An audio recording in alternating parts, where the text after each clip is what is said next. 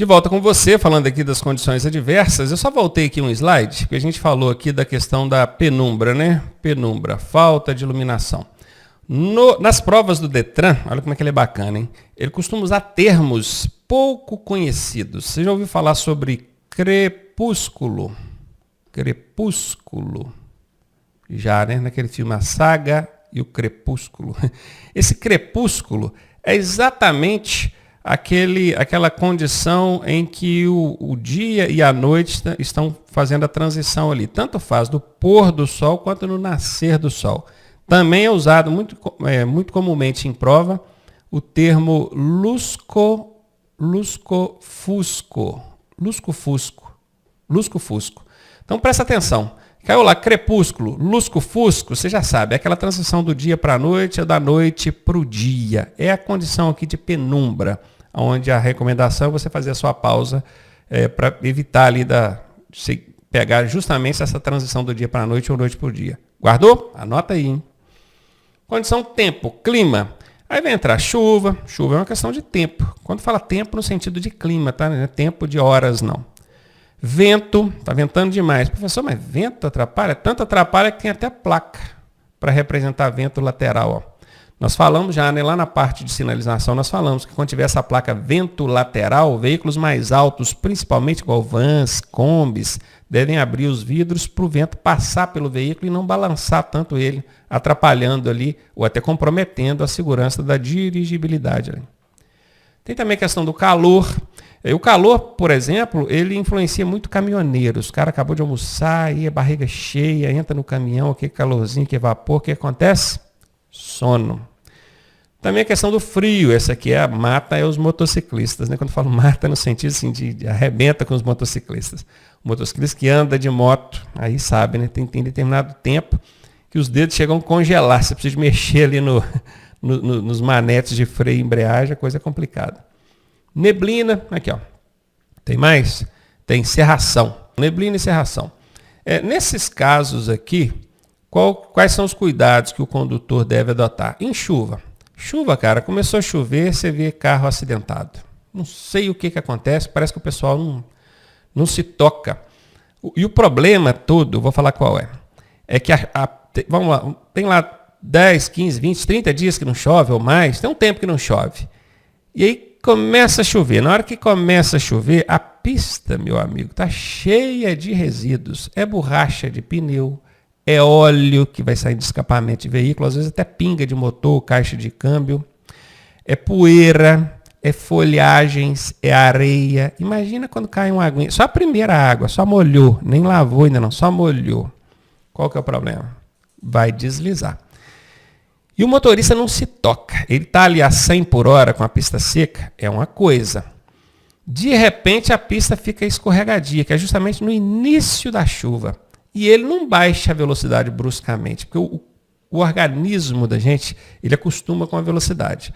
Se você está a 20 por hora, dirigindo dentro do perímetro urbano, 20, 30, 40, e de repente vai para a rodovia, quando você joga 60, você se dá por satisfeito. Pô, estou 60, estou andando bem. Agora, você já está lá na rodovia, andando a 100, você acostuma com a velocidade de 100. Para você baixar para 60, parece que você está parado. A sensação é essa. E aí o motorista não baixa a velocidade do jeito que precisava, que é de 60 para baixo. Não baixa. Ele baixa para 80, baixa para 90, fica até 70. Só que nessa velocidade, meu amigo, tu estiver acima de 60, com essa pista que acabou de molhar, cheia de sujeira, o carro desliza mesmo. E é naquele momento, no início da chuva. Depois que vai chovendo, a água vai lavando a pista molhada tem menos aderência que a pista seca, mas não chega a deslizar tanto conforme naquele primeiro momento da chuva. Então se liga nisso, tá? Outra coisa que acontece em período de chuva é a aquaplanagem, nós já vimos o espelho d'água, e também o empoçamento d'água nas laterais da pista. Quando você estiver dirigindo e começa a chover e formar aquela poça d'água que vai toda a vida ali na lateral da pista, você vai reparar, quando você estiver dirigindo, você vai perceber isso. Então, pelo banco do carona mesmo, você vê que os motoristas fazem isso. O que o pessoal faz? Ele tira o carro de dentro daquela poça d'água, óbvio, né? E no que ele tira o carro de dentro da poça d'água, e para ele poder continuar a viagem dele, o que acontece? Ele começa a pegar ali um pouquinho da contramão, às vezes passando com a roda esquerda em cima da linha amarela, não é? Um pouquinho ali, um pouquinho de nada. E ele vai, 70, 80 por hora, de repente surge um caminhão de lá para cá. Esse caminhão vai tomar toda a faixa de lá. O que o motorista precisa fazer? Voltar para a mão direção dele. Só que ele esquece da poça d'água. Ele teria que diminuir a velocidade para ele voltar. No que ele volta, as duas rodas que passam dentro da poça d'água, e as outras duas não, né? Porque as outras duas estão lá na pista, essas duas que passam dentro da poça d'água, elas dão uma resistência, a água segura e o carro rodopia. Ele rodopia com a frente para fora da curva e a traseira debaixo do caminhão. E é justamente o lado esquerdo do carro onde está o motorista. E o acidente acontece, e na maioria das vezes, com lesões graves ou até vítima fatal ali, que no caso o condutor. Pode pegar também quem está no banco de trás, atrás do condutor, né? O carro vai aqui, ó, de lateral esquerda, debaixo do caminhão. Cuidado com chuva, hein? Não brinca com chuva, não. Eu estou aí com 30 anos de habilitação já, eu já vi acidente de trânsito acontecendo com motoristas experientes por causa disso. Ele não se atina. Começou a chover, é 60 para baixo. Não confia não, hein? Vento, não tem muito, a gente até falou aqui da questão do carro. O vento também pode influenciar na questão das motocicletas, que são veículos leves. Quem anda de moto aí sabe. Não deveria, né? Porque você ainda não é habilitado. Mas na garupa, vamos dizer assim.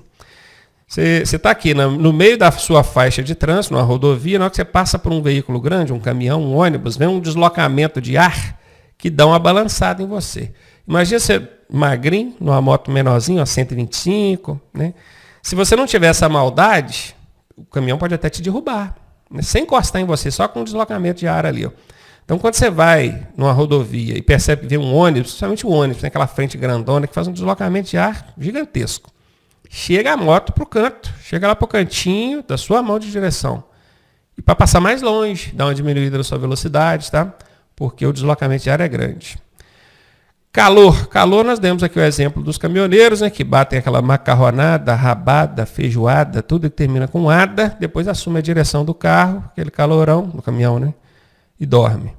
O frio, no caso, é os motociclistas. Aqui não tem muito o que correr, né? Usar agasalho, né, gente? Aquelas luvas de lã, só elas não resolvem, não. Porque o vento entra pelos buraquinhos ali. Colocar a luva de lã debaixo da luva de couro, aí sim, aí é o sonho. Aí funciona. Só de couro costuma não esquentar muito bem. Só de lã entra vento. Então as duas juntas é o melhor cenário. Cachecol, viseira fechada, capacete, baixa velocidade, tudo isso ajuda. Neblina e cerração é por conta da baixa visibilidade. A primeira coisa que você vai fazer é acender os faróis. Tem que acender o farol baixo, tá? Tem que acender o farol baixo. Não acenda o farol alto, porque o farol alto, ele clareia a neblina. Quando você bate o farol alto, você vê aquele branco assim na sua frente. Então não funciona. O farol alto não fica bom em cerração ou neblina. O ideal é que você use o farol baixo, que aí joga no chão, clareia a pista. Você consegue ver ali a linha divisória, a linha de bordo e consegue ter uma orientação melhor. Claro que a depender da intensidade disso aqui, o melhor que você tem a fazer é procurar um posto de gasolina, um local seguro para poder aguardar que o tempo melhore. Não faça isso no acostamento. Se você ficar imobilizado no acostamento esperando o tempo melhorar, seja por chuva, cerração, neblina, você corre um risco gigantesco de um caminhão, outro veículo vindo ali, não te ver e colidir com o seu carro. Hein? Não, jamais imobilize o veículo no acostamento em condições de baixa visibilidade ou chuva intensa. Guardou isso? Não tem como, liga o pisca-alerta ali, está muito difícil, liga o pisca-alerta, mantenha o carro em movimento, porque parado também, ainda com o pisca-alerta ligado, eles vão colidir com você. Mantenha ele ali em movimento, 20, 30 por hora, devagarinho, vai. Achou um lugar que dá para sair da pista, né? Uma estrada de roça, um posto de gasolina, uma área de escape, aí você vai e espera ali. Condição adversa relacionada à via, à pista. Aí nós temos aqui alguns exemplos. Vegetação na pista, falta de acostamento, buracos, problemas de engenharia. Quando eu falo problemas de engenharia, é erro naquela sobreelevação que eu disse, né? Lembra que na curva, ela sempre tem que ser sobrelevada do lado externo, do lado de fora. né? Imagina você fazendo uma curva para a esquerda, o seu corpo é jogado para a direita, não é? Isso acontece também com a massa, com o peso do veículo. Então a engenharia de tráfego tem que levantar ali essa pista do lado direito, que é o contrário ao da curva. Só para ficar bem representado. Curva para a esquerda, o carro tende a ser jogado, a massa é jogada para cá. Então a pista tem que ser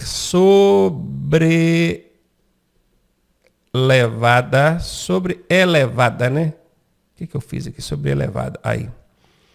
Do lado oposto ao da curva. Se está curvando para a esquerda, a sobreelevação tem que ser do lado direito. Se está curvando para a direita, a sobreelevação tem que ser do lado esquerdo. E no mais, gente, está dirigindo aqui em pista que tem vegetação, buraco, a coisa não está muito favorável, muita curva, não tem acostamento. Não tem o que fazer, né? Tem que diminuir a velocidade. Diminua tanto ao ponto de você ficar seguro de que se aparecer alguma coisa na sua frente, você consegue frear sem problema. Condição adversa do trânsito. Aí o trânsito pode ser congestionado, aglomeração de pedestres, intensidade de veículos pesados. E aqui, vamos ver aqui de congestionamento. Está muito congestionado, na verdade o risco até diminui. Porque não tem como o cara fazer muita coisa, né? Com exceção daqueles doidão que entra ultrapassando em qualquer lugar, em faixa de ônibus, de qualquer jeito, né? Porque pelo acostamento, tem gente que faz isso. Está congestionado, ele joga no acostamento e sai passando todo mundo, ultrapassando. Polícia pegar é gravíssima vezes 5, tá? Cuidado com isso. E quando acontece aglomeração de pedestres, aí tem que ver, né? Qual é a condição. Se não tiver um guarda de trânsito ali para regular o trânsito, você tem que diminuir a velocidade mesmo, lembrando que os pedestres são a parte mais frágil do trânsito. Então tem que dar a vez para eles. Intensidade de veículos pesados. Está dirigindo num trânsito onde tem muita carreta, muito caminhão, o tempo todo vai acontecer aquelas filas, né? Porque o caminhão anda mais devagar e às vezes você não consegue fazer a ultrapassagem na hora, aí vai formando ali fila de carro. Tem uns mais apressados que não conseguem esperar a oportunidade e entra ultrapassando onde não pode, colocando a vida dele e a dos outros em risco. Procure manter uma distância maior desses veículos de grande porte. E o motorista do veículo de grande porte também precisa ficar atento ao seguinte: esses veículos de grande porte precisam manter distância entre eles, de maneira que quem está num veículo menor, mais rápido, possa fazer as ultrapassagens intercalando na fila. Porque pensa, se tiver lá 3 carretas, uma coladinha atrás da outra, ou você entra ultrapassando as 3 de uma vez, ou você não vai ultrapassar nunca. Então não pode. Esses veículos de grande porte têm que manter distância entre eles. Tem que manter. A polícia deve ficar sempre atenta a isso. Se porventura pegar ali comboios, aglomerações de veículos de grande porte que não estejam dando espaço entre eles, permitindo que um automóvel possa intercalar na fila, tem que multar esses veículos, tá? Tem que manter espaço. Condição adversa do veículo. O que a gente encontra com o veículo? Má conservação, falta de manutenção. Acomodação inadequada da carga, passageiros alterados ou inquietos. Má conservação e falta de manutenção. Isso aqui é uma infração grave, tá? Toda vez que o seu veículo for encontrado com qualquer item de mau estado de conservação, a infração vai ser grave. E lembrando que, a depender do caso, o veículo não vai sair do local, porque ele fica retido até a regularização do problema. Em alguns casos, se o policial, quem estiver fiscalizando, entender que dá para liberar o veículo para ir ali na oficina, ou ali próximo, que não oferece risco, né? Para fazer essa manutenção, ele recolhe o documento ou lança uma restrição no sistema, né? Dizendo que esse veículo foi liberado para fazer lá o devido reparo e então voltar. Mas a multa é aplicada, tá, gente? A multinha vai ser aplicada, não esqueça disso não. Acomodação inadequada da carga. Isso aqui vale para qualquer veículo. De vez em quando eu vejo uns vídeos na internet aí, caminhão parado, tombou. Por quê? Porque a carga ficou mal inadequada. Para começar, estava muito alta, né? E concentrada de um lado só. Caminhão baú, cara, é danado para acontecer o seguinte: eles enchem o baú. E aí, quando o baú está cheio, o peso está bem distribuído. Só que conforme ele vai parando para fazer as entregas de uma cidade em outra, ele vai esvaziando a parte de trás do baú e não distribui a carga não, deixa ela toda lá no fundo, lá na frente. Sobrecarrega a frente e a traseira perde peso, perde aderência. Esse carro tende a desgarrar a traseira, ser jogado para dentro da curva e aí aconteceu um acidente, né? É aquilo que a gente viu aquela hora, né, da transferência de massa. Acontece também com motociclistas. Eu já vi um motociclista botar ali um saco de algum material granulado na traseira, um saco de milho, um saco de feijão, um saco de arroz, um fardo de arroz. E aquilo, por ser granulado, aquilo mexe para lá e para cá. Na hora do motociclista fazer a curva, aquilo interfere muito na condução da motocicleta. E até mesmo em relação a passageiros. Quem anda, eu já andou em garupa de moto, sabe que você tem que julgar conforme o cara que está pilotando a moto lá. Quem não está acostumado a andar de moto, ele fica com medo de deitar o corpo e ele joga o corpo no sentido contrário. Gente, a moto, ela não curva virando o guidão, não. Ela curva jogando o peso. Então, o condutor, o piloto da moto lá, ele quer curvar para a esquerda, ele joga o peso para a esquerda. Se você jogar o peso para a direita, você arrebenta ele. Se atrapalha ele fazer a curva, às vezes ele perde até o raio da curvatura ali, vai para a contramão, colide, acontece um acidente, sai da pista. Então, tudo tem que ser orientado, tá vendo? Aqui ainda fala também de passageiros inquietos. E isso é criança dentro de carro. E nossa, vira e mexe, eu brinco com os meus. Tem 3, eles vão lá no banco de trás, estão brincando, de vez em quando dá um grito, cara, nossa, quase me mata. Eu tomo aquele susto, só uma hora eu vou bater esse carro, esses meninos gritando aí atrás. De vez em quando tem que chamar atenção. Orientar. Ele tem que ficar quietinho. Não é que tem que ficar quietinho, mas evitar dar um grito ou coisa do tipo que venha assustar o motorista, porque isso é complicado, né? Lembre-se, o condutor é responsável pela segurança dos ocupantes do veículo. Portanto, mantenha a ordem. Olha isso aqui, cara. Parece uma van, né? Tem gente com as pernas para fora, tem menino com a cabeça para fora, e 2 com a cabeça para fora, um com o braço para fora. É isso aqui que não pode acontecer, tá? Tem que manter a ordem. Se for um veículo escolar, então, é o pessoal sentadinho, o monitor ali controlando o pessoal, porque senão dá BO. Condição adversa do condutor. O condutor tem problema de sono, fadiga, cansaço, preocupação, nervosismo, ansiedade, euforia, embriaguez, drogas, dívidas, chifre. Chifre não, eu estou brincando. Dívidas acontece, né? É a preocupação, entra na preocupação aqui. Chifre, esquece o negócio de chifre. Brincadeira.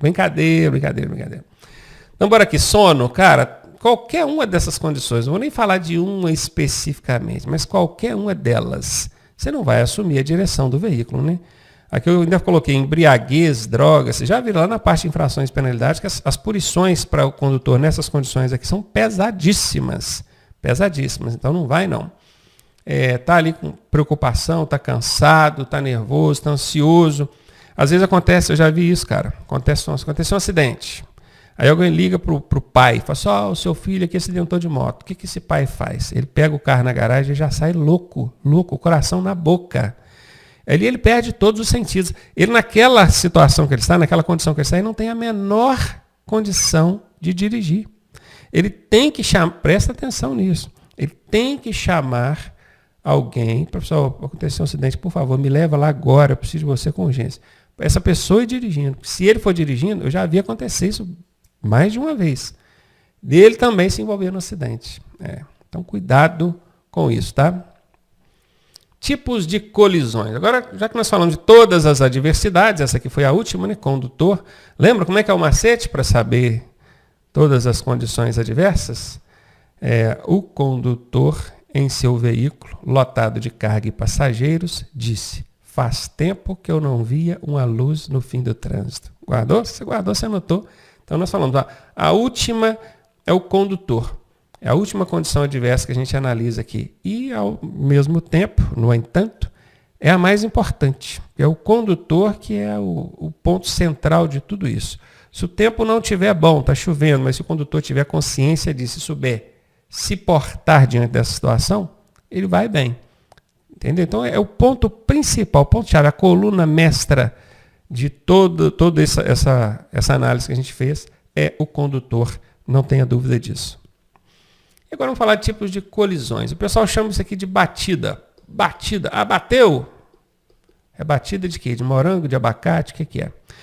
Gente, é claro que o batida é um termo popular. A prova não vai falar batida, a prova vai falar colisão.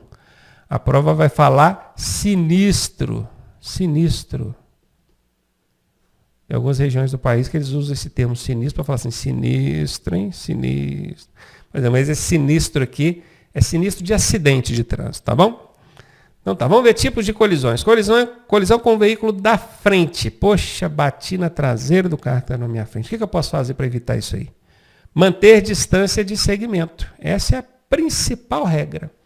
E essa distância ela tem que ser maior que 2 segundos.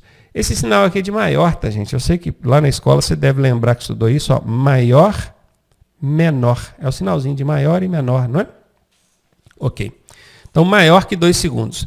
Professor, o senhor prometeu de explicar esse negócio de 2 segundos. Lembra, lá na parte norma de circulação, está falando lá de 2 segundos, você falou que ia explicar agora. Vou explicar agora, então bora lá. Tá vendo essa árvore aqui? Ó? Essa árvore aqui é um ponto de referência para a gente fazer esse cálculo de 2 segundos. A professora, se não tiver árvore, pode ser uma placa, pode ser um quebra-mola, pode ser um buraco, pode ser qualquer coisa que sirva de referência para você contar. O veículo que está na frente, quando ele passar por essa referência, ele passou. Você vai contar 2 segundos. Mas se você contar 1, 2, não dá 2 segundos, você conta muito rápido. Para começar, você não contou o segundo 0, né? Tem que ser 0, 1, 2. Você não conta o 0, né? Então, para não ter erro, recomenda-se que você conta 51, 52. Assim, você dá o tempo certinho de 2 segundos. Por isso que aqui está escrito 51, 52. Tá? Se cair lá na prova, conta 1001, 1002. Às vezes o aluno não entende, mas por que 1001, 1002? Por quê? É só porque se ele falar 1, 2, ele conta muito rápido. Então, quando ele aumenta esse número, 1001, 1002, 51, 52, 151, 152. Tá vendo? Ele acaba dando o tempo certinho do 1 segundo. Você não pode passar por essa referência antes de contar os 2 segundos. Se você contou ali 1001, aí no 1000 você já passou pela árvore também, não deu os 2 segundos. Tem que contar 1001, 1002 para depois passar pela árvore. Se passou antes, dá uma freadinha, aumenta a distância e tal. Professor, mas quando eu quiser ultrapassar, eu posso aproximar da traseira dele? Acho que menos que 2 segundos não precisa. Você pode esperar a oportunidade, na hora que surgir a reta lá, você dá a seta, vai para a esquerda e aí você vai fazer a aproximação pela faixa da esquerda. Não aproxima aqui da traseira, não, porque se ele der uma freadinha, qualquer coisa lá, você colide na traseira dele, tá? Detalhe, esses 2 segundos em tempo bom, condições favoráveis. Lembra essas adversidades que a gente falou agora há pouco? Luz, tempo, estrada, trânsito, veículo, motorista? Se tiver qualquer uma dessa adversidade prejudicando a dirigibilidade, dobre esse tempo, tá? Dobre. Por exemplo, está dirigindo uma carreta com uma carga muito pesada. É 2 segundos você vai manter? Não, é 4. Tá? Está sob chuva, cerração, neblina? 4 segundos. Dobre essa distância. Entendeu como é que funciona o lance dos segundos aqui? É como numa corrida de Fórmula 1. O veículo da frente passou, o segundo passou tantos segundos depois do primeiro. Você já viu corrida de Fórmula 1? Não fala tantos metros. Passou o Schumacher, tantos metros depois passou o Rubinho Barrichello. Não. É tantos segundos. Porque ele tem uma linha de referência, que é a linha de chegada. Então, aquela linha, passou o primeiro, abre a contagem. Aí vê quanto tempo que o outro demora para passar também. Então, a distância de segmento ela é calculada em tempo e não em metros. Observar o trânsito à frente do veículo que o precede. Precede, nós já vimos essa palavra anteriormente, hein? É o contrário de quê? De segue. Se eu falo que alguém te segue, você sabe que alguém está vindo atrás de você. Se eu falo que alguém te precede, é alguém que está indo na sua frente. Então, o que você vai fazer? Como é que você vai observar o trânsito lá na frente do veículo que te precede? Olhando pelos vidros dele. Por isso que o carro não pode ter um insufilme muito escuro. O dono do carro que quer colocar um insufilme, ele pensa assim, mas eu estou aqui dentro, eu estou enxergando perfeitamente lá fora. Mas e os outros? Como é que os outros vão ver através do vidro do seu carro? Sacou? Por isso que não pode. Professor, mas quando for um caminhão, uma carreta, aí você posiciona-se lateralmente, de modo que você consiga ver de lado ali, e não através desse veículo. O importante é que você esteja atento ao que acontece lá na frente, para você antecipar que ele vai dar uma freada, que ele vai mudar a direção, coisa do tipo. Ficar atento aos sinais emitidos pelo veículo da frente. Olha, esse motorista aqui está vendo o carro da frente dando seta. Não sei se na imagem vocês conseguem ver, mas o carro da frente aqui está dando seta. Ó. Se ele está dando seta, o motorista de trás já dá uma segurada, porque ele quer fazer alguma manobra lá. Deixa eu ir mais longe, né? Ok. Colisão com o veículo de trás. Agora é alguém batendo na traseira do seu carro. O que você pode fazer para evitar que os outros colidam na traseira do seu carro? Primeira coisa, não parar bruscamente. Cara, eu já fiz isso. Eu já errei. Todo mundo erra. Eu estava com uma pessoa do meu lado aqui, isso há muito tempo, uns 20 e tantos anos atrás, mas nunca mais eu esqueci. Eu estava passando por um determinado local, a pessoa, para. Eu pisei no freio, não olhei retrovisor, não olhei nada, pisei no freio, veio um motociclista atrás, cara, ele chegou a encostar na traseira do carro, só encostou, que conseguiu frear e parar. Mas ele me chamou de todos os nomes mais lindos do mundo, você sabe disso, né? E com razão, eu só pude falar para ele assim, cara, desculpa, pelo amor de Deus, me desculpa, fiz besteira.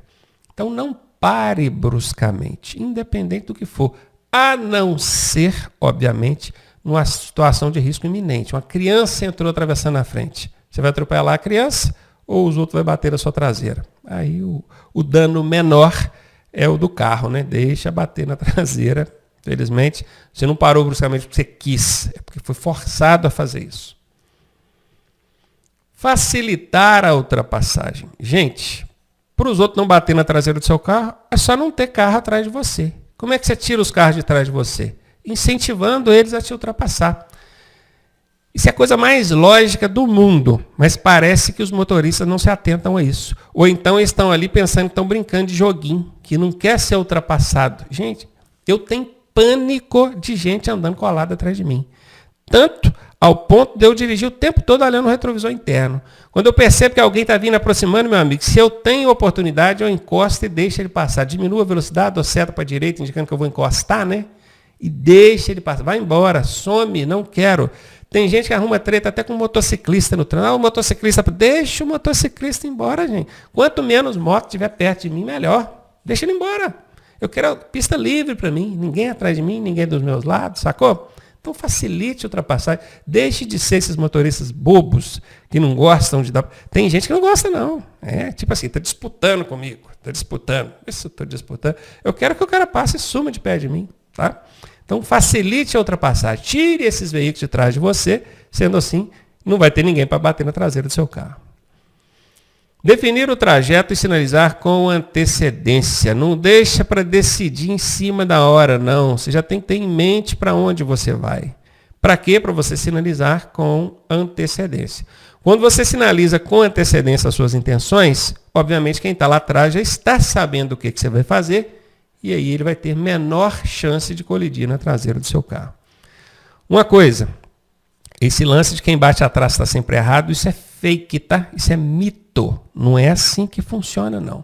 Cada caso vai ser analisado isoladamente e se for comprovado ali que o cara bateu na sua traseira porque você deixou de dar uma seta, porque você fez uma manobra inesperada, freou bruscamente sem ser situação de emergência, fez alguma besteira, é você que vai ser responsabilizado pelo dano do carro dele, tá? Esse lance aí que os motoristas carregam há muitos anos e de que embaixo na traseira está sempre errado, isso é mito, não caia nessa. Colisão frente com frente. Essa é a mais braba que tem, né? Aqui, ó. Puf, bateu frente com frente.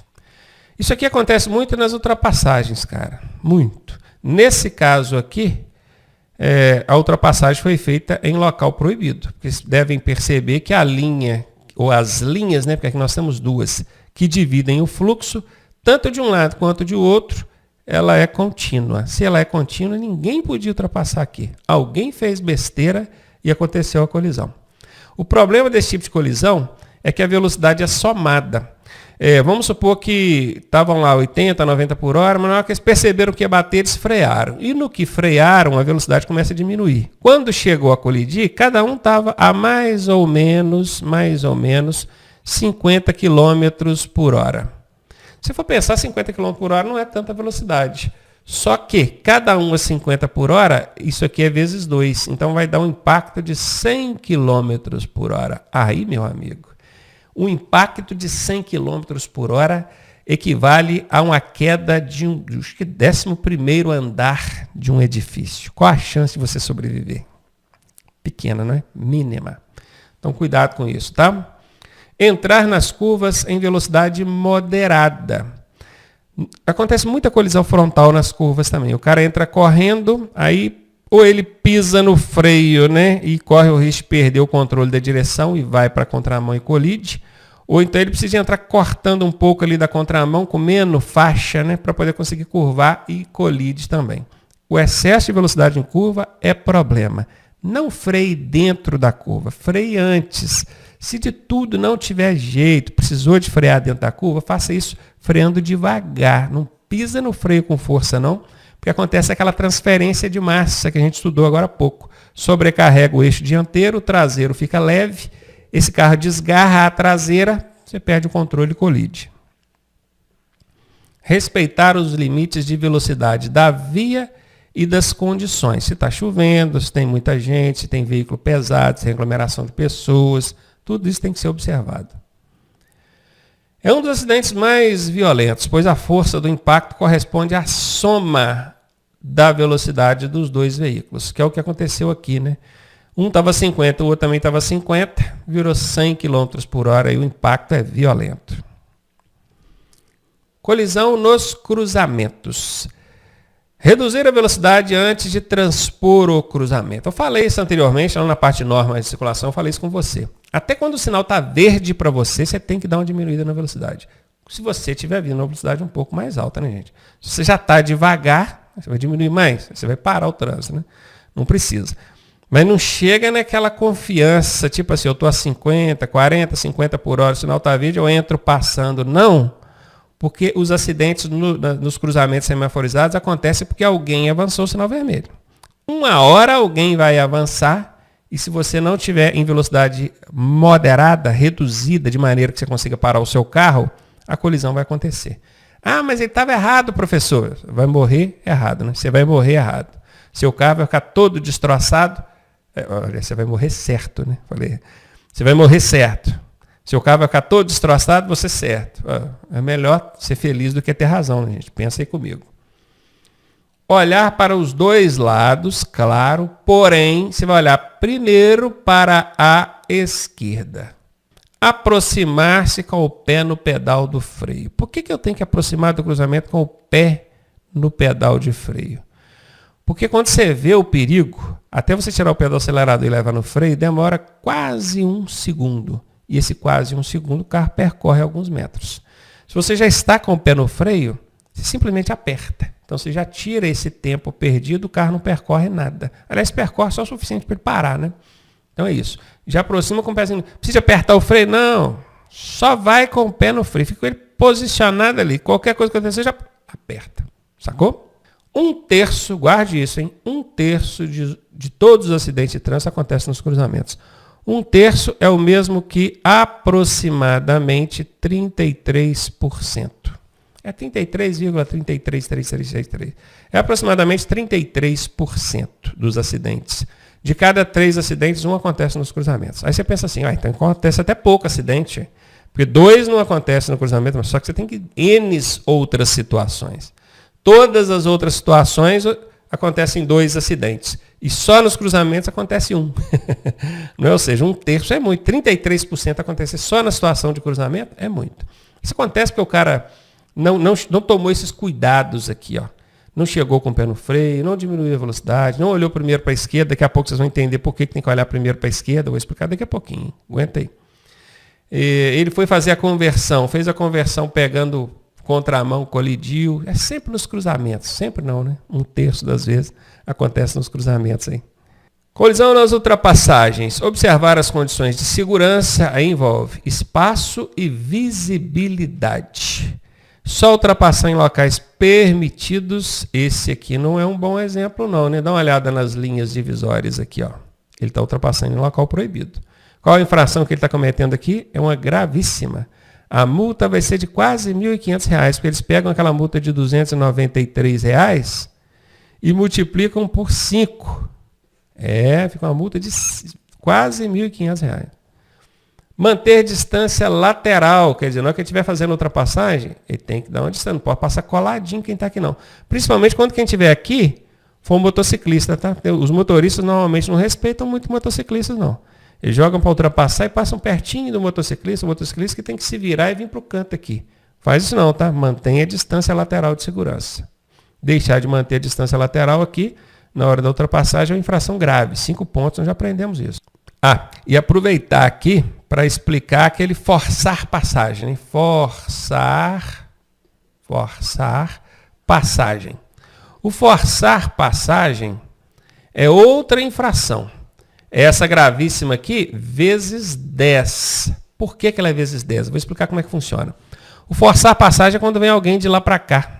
Perceba que aqui o camarada está fazendo a ultrapassagem no local proibido, mas não vem ninguém de lá para cá. Então é gravíssima vezes 5. Se vier alguém de lá para cá, e esse alguém precisar de chegar para o acostamento aqui para não colidir, e certamente vai ter que chegar para o acostamento, né?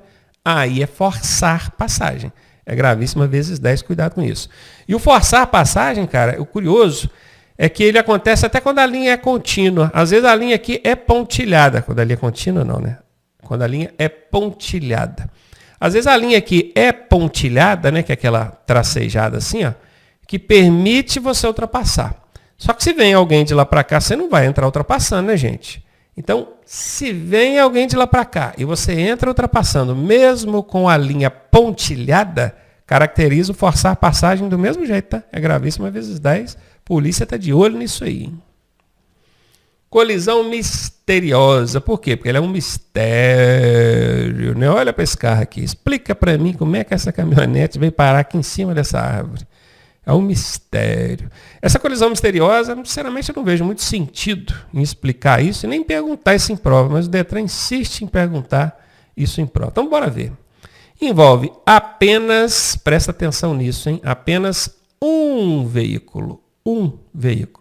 Tem 2 veículos envolvidos, ele foi uma colisão, então não é colisão misteriosa.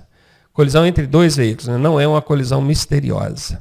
Misteriosa, apenas um veículo. Essa é a característica principal. Quando eu vejo uma questão em prova falando assim, qual o nome dado à colisão que envolve apenas um veículo, aí a questão ainda continua. Né? Eu nem leio o resto, se envolve apenas um veículo, é colisão misteriosa. Já sabe. E as causas são desconhecidas. Por que desconhecidas, hein? Porque se for conhecida, aí não é mistério, né, gente? Lembra-se, é um mistério, desconhecidas. As causas, os motivos do acidente são desconhecidos. Normalmente acontece, vou dar um exemplo aqui, ó. O cara saiu para fazer uma viagem bem cedinho, eram 5h30 da manhã, 6 horas da manhã. Tinha uma serração, aquela serração assim, ó, descendo lá a serra, onde tudo branco. E ele não viu muito bem para que lado que era a curva, passou direto, caiu lá embaixo, morreu. Envolveu apenas um veículo. O acidente foi grave, o sujeito morreu, só tinha ele dentro do carro, morreu.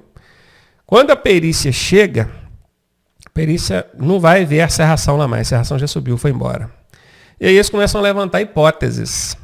Pode ser que ele dormiu, né? Pode ser que ele passou mal, pode ser que na hora tinha serração e não viu para que lado que era a curva. Não é? Começa a levantar hipóteses. Não tem a definição da causa. Por isso que é chamado de colisão misteriosa. E tem que ser um acidente grave. Tem que ser.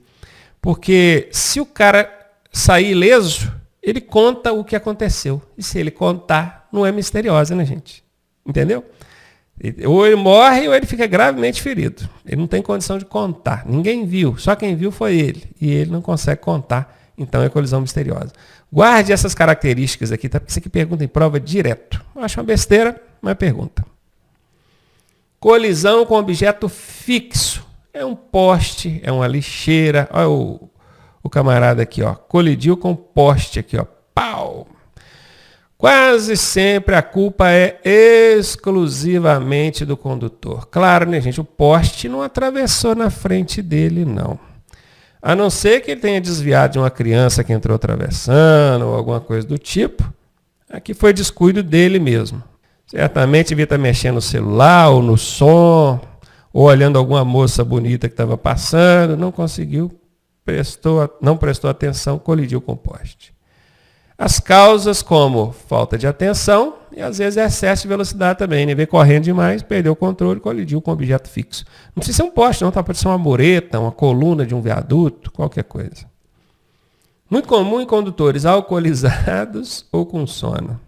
Acidente agora envolvendo ciclistas. Respeite a distância lateral de segurança de 1,5 m do ciclista, essa gente. Lembrando que desrespeitar isso aqui é uma infração média, 4 pontos no prontuário do condutor.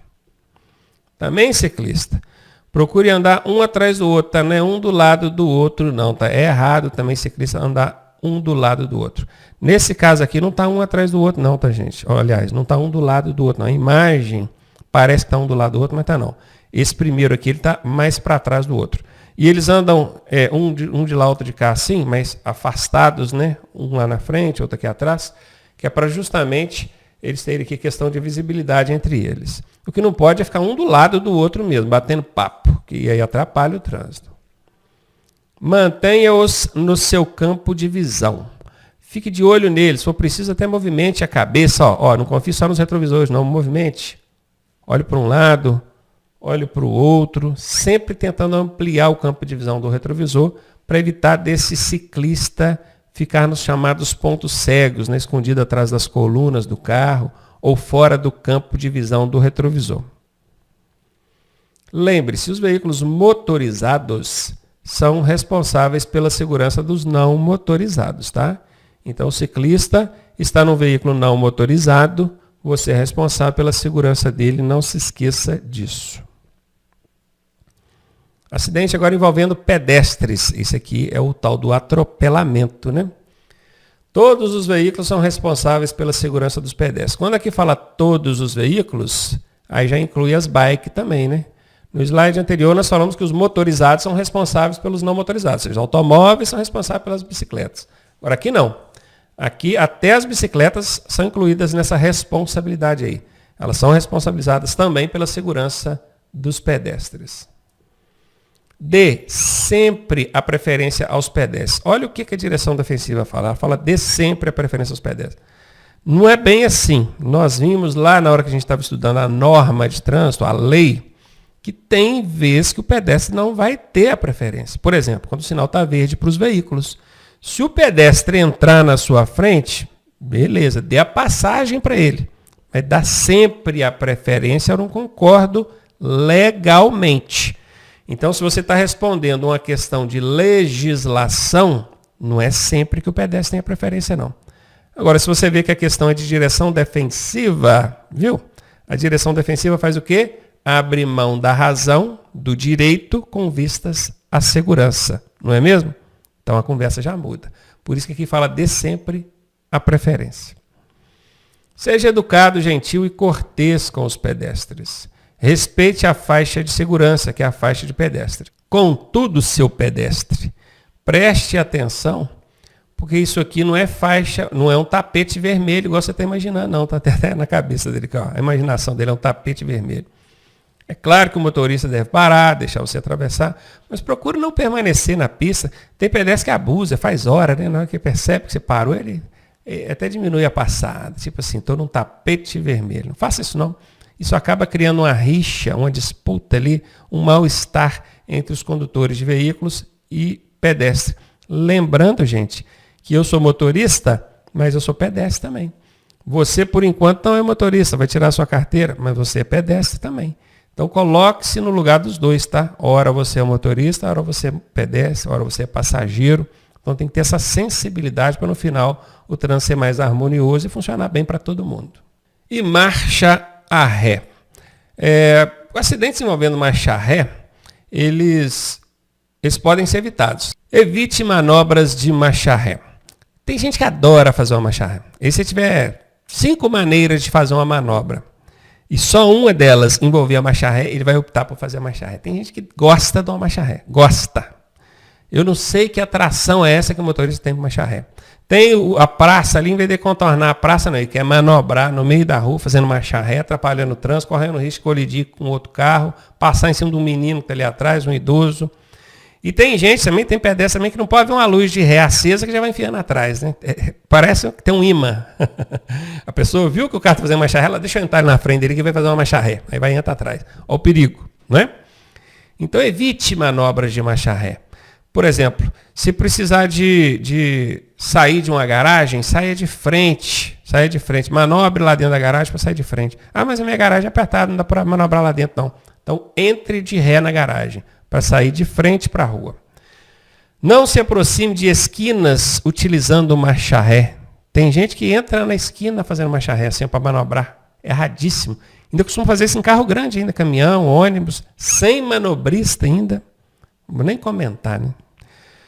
Cuidado com crianças e pequenos objetos que possam estar atrás do veículo, fora do seu campo de visão. Gente, eu conheço alguns relatos de pessoas que já passaram sobre crianças. Teve um caso que aconteceu com um instrutor. Ele estava dando aula de ônibus e aí ele pediu para o aluno fazer uma marcha ré no ônibus. É uma manobra que eu considero errada, já critiquei isso junto ao Detran. O Detran exige essa ré alinhada ao meio-fio. Se fosse uma ré de 1, 2 metros, tudo bem, mas você pode fazer uma ré de uns 10 metros. Isso é infração de trânsito. Para começar, essa ré contínua que vai toda a vida, ela é uma infração de trânsito. Isso dá multa, isso é perigoso. Mas o Detran continua insistindo em fazer essa manobra. O meu sonho é que um dia a ficha caia e eles percebam que estão induzindo os outros, estão formando condutores fazendo manobras erradas. Mas aí o instrutor, tendo que treinar isso com o aluno, pediu ao aluno para dar uma ré no micro-ônibus.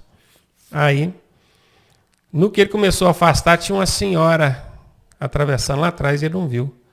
Colidiu com ela, derrubou e parou o ônibus em cima. Por sorte, não parou com a roda em cima. A senhorinha ficou lá debaixo do ônibus, machucou a cabeça, porque ela bateu a cabeça no chão, mas não foi nada de muito grave, graças a Deus, por conta de não conseguir ver, não ter um campo de visão lá de trás, principalmente um carro grande, pensa. Você não tem um retrovisor interno para te dar a visão traseira aqui. Só os laterais. Se você não viu ela entrando aqui, ó, ela saiu da calçada e entrou. Se você não viu aqui para o retrovisor direito, já era um abraço. Ainda pior, tem hora que o motorista vai fazer essa manobra, ele fica de olho só no retrovisor direito para ver o meio-fio e não olha o de cá, o esquerdo. Aí vem uma pessoa atravessando a rua do lado de lá e entra atrás do carro aqui, ó. Você passa por cima. Então cuidado com isso, tá? Crianças e pequenos objetos que possa não ver ali na traseira do carro.